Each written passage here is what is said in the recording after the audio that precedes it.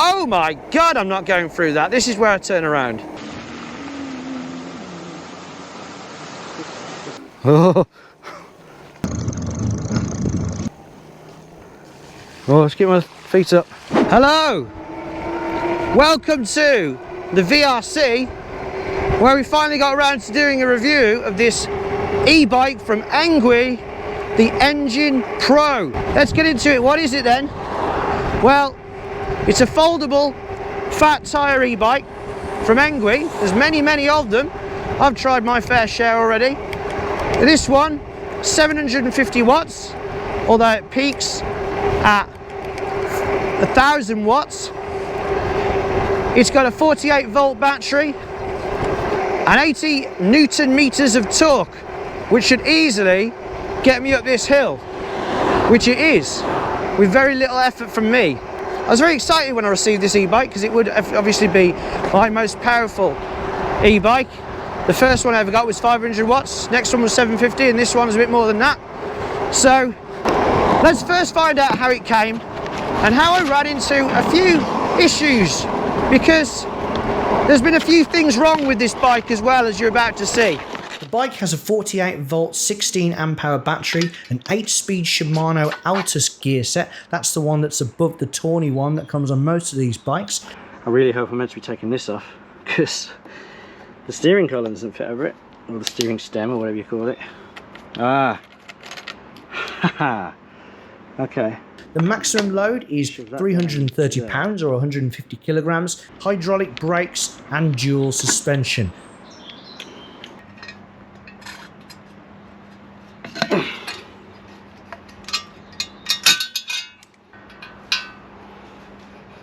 And there we have the completed Engwe Engine Pro. Now let's take a closer look at all the components of the bike. Chaoyang fat 4-inch wide 20-inch tyres, alloy wheels rather than spokes, an 8-speed Shimano Altus gears, there's that suspension, Welgo metal folding pedals which you push, ow that hurt, that did. There we go. They do feel pretty sturdy. The suspension, which is lockable, so that's locked, that's open. Front light, turn on the light here, and it does work as a brake light as well. Here's the rear rack, which is a lot more solid compared to the one from the EP2 Pro, and that one's not bad at all, because that one takes my son's weight and he's pretty heavy, and he's a 7-year-old. Wiring probably could be a bit tighter. It goes underneath and it's all just kind of bunched up over there. It's fine though, it doesn't really, I don't mind, but you know, some more expensive bikes might put all the wiring hidden inside the body of the actual thing. There you can see the key under there. You can turn it once, that kind of makes it all off so no power comes out. Turn it again, you can remove it altogether, and then you can take the battery out.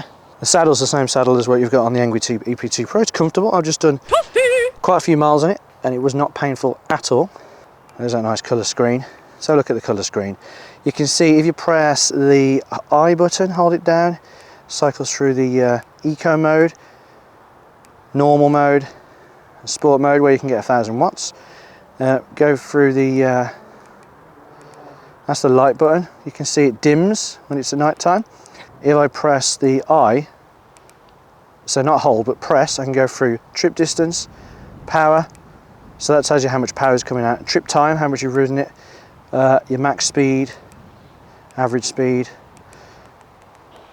and then up and down still controls your power levels, and each one, so sport, eco and normal, all have their own power modes. So it's kind of like you're getting 3 bikes in one. Here are the handles for the hydraulic brakes. It is quite a heavy bike, but most people don't ride it like this. You've got the quick release height, which my wing mirror is getting in the way. But what stops that going up even more is that wire gets pulled too tight. So you can go up to about there, but I don't really have it that high anyway. Now it's fair to say this e-bike is a fast e-bike. Obviously I've come to this sleepy village in America to test it out, and this isn't really my face, this is CGI. I never rid the bike at all actually, but I've got some good friends who know how to work wonders with Adobe After Effects. But anyway, I'm currently cruising along at apparently 33 miles an hour, and I'm not even trying. I am in mode 5 though. One cool thing about this bike is it has got 5 power levels, but it's also got 3 modes. So someone talked about being stuck in sport mode, but it's not stuck in sport mode. If you hold the button down, you can change it from eco mode, which basically allows you up to about 250 watts. Right, I'm in eco mode now. Still in power 5, but in eco mode. I've got a power reading. It basically, we're going about 15 miles an hour, 16 miles an hour. So it looks like it wants us to have about 500 watts maximum. So that's eco mode. So normal mode, we'll look at the power reading, looks like it gives you about 750 watts. So this is normal mode. So this is kind of more like their EP2 Pro level bike. So let's go back into sport mode again, and that unleashes the full 1000 watts of the Engwe Engine Pro. Now let me talk about the gears. This is something good about this bike. The gears on this bike, unlike other folding fat tire e-bikes that I've tried before that have about 7 gears or 6 gears, but when you get above 20 miles an hour it's really hard to actually help the bike. Whereas me, when I get into top gear, if I pedal faster, I can actually push the bike along to get myself above 30 miles an hour, according to the speedo. But I have done various speed tests of this bike already, and it does generally go about 30 miles an hour. Above that if you're going down a bit of a hill. 33, 34, no cars coming, 35. Do I see 36? Come on! 36! Woo! So I am very impressed with this bike in terms of how fast it is. Now one thing about this bike that can't be ignored is the price. At around £1,400, £1,500, it's a bit of a steal, because although 1,500 is a lot of money, you know, let's not ignore that, it is a lot of money, but for an e-bike that goes 30 miles an hour, it's really good value. If you add a little more on top of that price, you get the price of the entry-level Super 73 ZG, which basically has got no bells and whistles and does not go 30 miles an hour. Car coming behind me. Hopefully they can get past at some point. Right, no cars now, go, go, go! Vroom, vroom, vroom. So what do I like about this e-bike then? I like that it is fast. It is nice to be able to go fast on an e-bike, and you can get anywhere you want, very little effort. It's got a decent, massively decent range with the 5 power levels, but also 3 other levels, the eco, normal and power that we've already talked about. So you can get a really wide range of how fast you want to go or how sedate you want to be. It's totally up to you. I like that. I like that it's foldable. It's handy that it's foldable. You can get it into small places. It's a heavy bike though. You wouldn't want to carry it on a train or a bus or anything like that. The foldability is really just for if you have got like an apartment and you need to keep it indoors, you can kind of keep it out the way. Having said that though, I'd probably never do that. I'd probably just keep it unfolded all the time because I'm lazy and I don't want to keep folding it up. The battery, decent sized battery, and it has got a good marketed range. But obviously marketed range, as in what the manufacturer tells you, doesn't always equate to real world range. So here I am, that's what I'm doing right now. I've ridden this bike a lot, but I haven't actually ran it like really far. If you're enjoying this video so far, don't forget to hit that like button. Leave a comment down below. Tell us what you think about e-bikes and what you're planning on getting. Maybe you're interested in this one. What else do I like about this bike? Well, the brakes are fantastic. Hydraulic brakes are amazing, and I love the fact it barely takes any effort whatsoever to actually get them to go. You just a little squeeze, and then suddenly, boom, they're done. I love the fact that the gearing means you can actually help yourself, which not only means you can actually get more exercise, but it also means it increases your range because you're not totally relying on the bike's motor. The colour screen, really, really nice, really clear, works really well. The lights, they are great. I really like the dual suspension. I did think that I wouldn't need dual suspension and that front suspension only would be enough, but now I've got dual suspension, it is really comfortable. I like the general premiumness of it, considering it is a budget e-bike, because like I said, for 1000 watts, 1600 is not that much, but it all feels really nice. The brakes feel really nice. The pedals, the metal foldable pedals, feel really nice as well. The folding mechanism of the handlebars feels a lot better than the ones I've tried before. It feels a lot more sturdy. That, along with other things such as the Shimano Altus gears, which aren't amazing gears, but they're above entry-level gears. It gives you the impression that they're not just trying to get the cheapest stuff out possible to just get a bike and just sell as many as they can. It feels nice, especially with the colour screen, which has now got a full tone for some reason. I don't know why it's got a full. Is that because I hold the brakes too long? Maybe. So I think I should probably ride on again. I'll tell you what I don't like about this bike, because there are a few things. So when I first got the bike, this happened. Mudguard and fender. This, you'd expect this to be pointing that way, not that way. That is weird. If you look at the EP2 Pro, it sticks out so that the screw or bolt is at a right angle to the arm from the mudguard, not pointing in the same direction. So what has happened there, Engwe?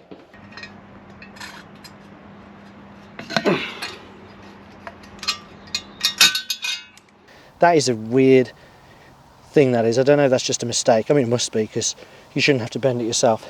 I'm not sure how I feel about having the throttle on the left-hand side. It's a bit weird, but it's fine.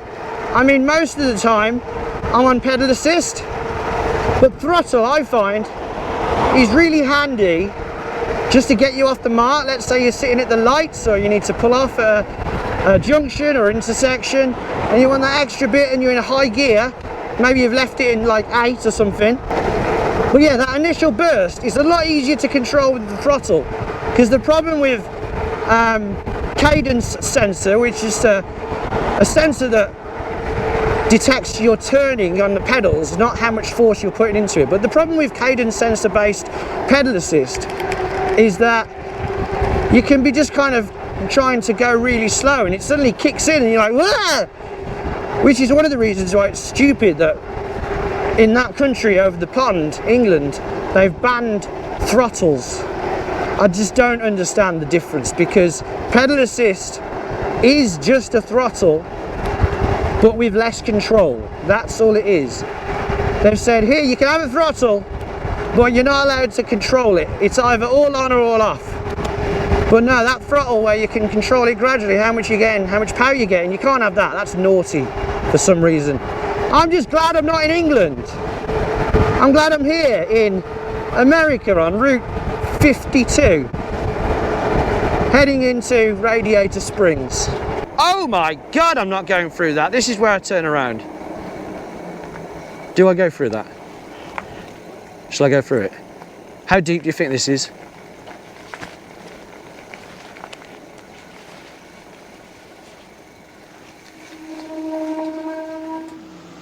I might wait.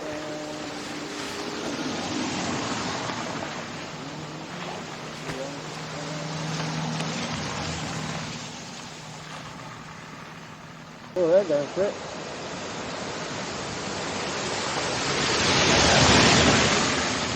Well, this is just what you need to see on a bike ride.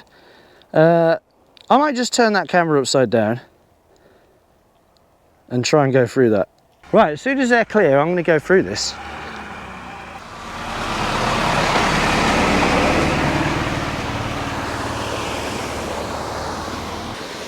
And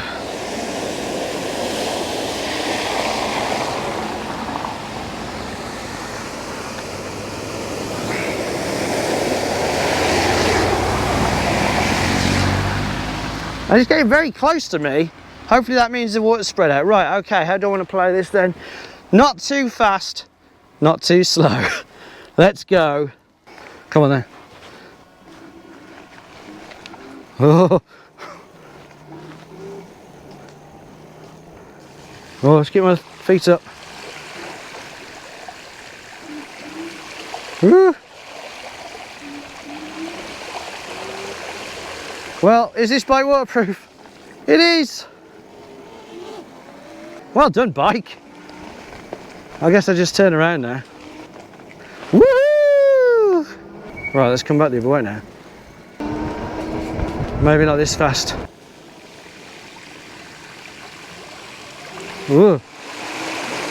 Ah, too fast! Ugh.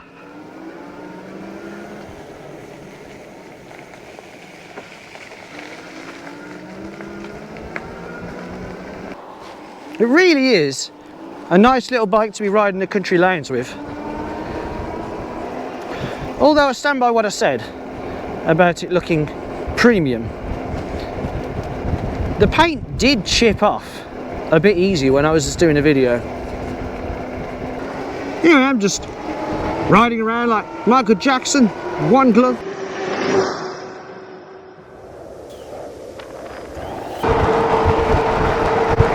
And this bike is really clangy. The fenders or mud guards are cool and they come with the bike. You don't have to pay extra, which is nice. Some bike companies charge you extra, but they're metal, which kind of makes them better, but it also makes the bike very clangy as you're riding it along. One thing that this bike isn't is elegant. This bike is not going to be floating like a butterfly or stinging like bees. It's going to be ramming around like a big male cow in a place where they sell pottery. But that's what this bike's all about. You're not going to get an elegant bike with 20-inch fat 4-inch tyres. It is a bull in the china shop. And that's why I love it. One thing that you can do on a fat tyre e-bike is bounce up a curb. For example, here's a curb, let's bounce up it. Boom! Bouncy, bouncy. But don't forget, I am going to be constantly testing this bike on the e-VRC channel. So if it does, and if it does happen to it over time, you will find out about it. I won't hide that from you. So don't forget to subscribe if you want to follow the progress. If you're interested in getting this bike, there is a link below. And if you do use my link, it will help me and help the channel, and I would muchly appreciate that. But if you don't want to, that's okay as well. If you've watched this video and you've got this far, I just really appreciate that you stuck around with me as I've gone through the country lanes of America. So if you're after a bike that's going to get you from A to B pretty quickly and is happy to go over the rough stuff and through big puddles, I could definitely recommend the Engine Pro, providing you get one with the pedals on the right way. And that brings us to the end of this extended review of the Engwe Engine Pro. If you enjoyed that, don't forget to hit the like button and feel free to subscribe if you like watching videos about e-bikes, e-scooters, e-unicycles and electric skateboards. Until next time, ride safe.